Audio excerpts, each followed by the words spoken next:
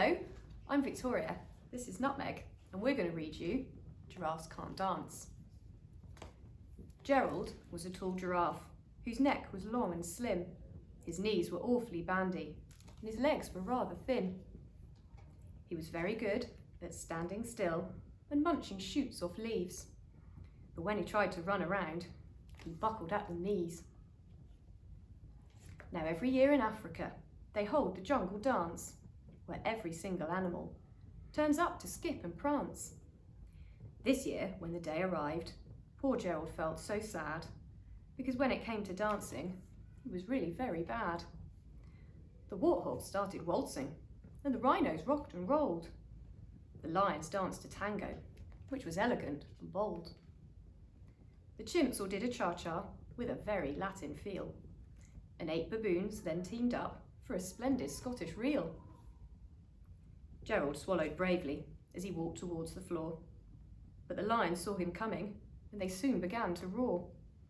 "Hey, look at clumsy Gerald," the animals all laughed. "Giraffes can't dance, you silly fool. Oh, Gerald, don't be daft." Gerald simply froze up. He was rooted to the spot. They're right, he thought. I'm useless. I feel like such a clot. So he crept off from the dance floor and he started walking home. He'd never felt so sad before, so sad and so alone. Then he found a little clearing and he looked up at the sky. "The moon can be so beautiful," he whispered with a sigh. "Excuse me," coughed a cricket, who'd seen Gerald earlier on. "But sometimes when you're different, you just need a different song. Listen to the swaying grass and listen to the trees. To me, the sweetest music is those branches in the breeze. So imagine that that lovely moon is playing just for you.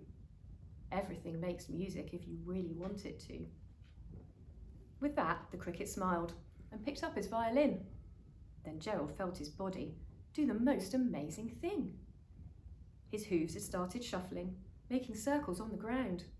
His neck was gently swaying, and his tail was swishing around. He threw his arms out sideways, and he swung them everywhere. He did a backward somersault and leapt up into the air. Gerald felt so wonderful, his mouth was open wide. "I am dancing. Yes, I'm dancing. I am dancing," Gerald cried. Then one by one, each animal who'd been there at the dance arrived while Gerald boogied on and watched him quite entranced. They shouted, "It's a miracle. We must be in a dream. Gerald's the best dancer that we've ever seen.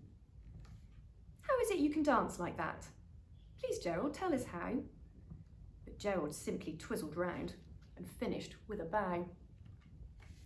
Then he raised his head and looked up at the moon and stars above. "We all can dance," he said, "when we find music that we love." The end. Night night.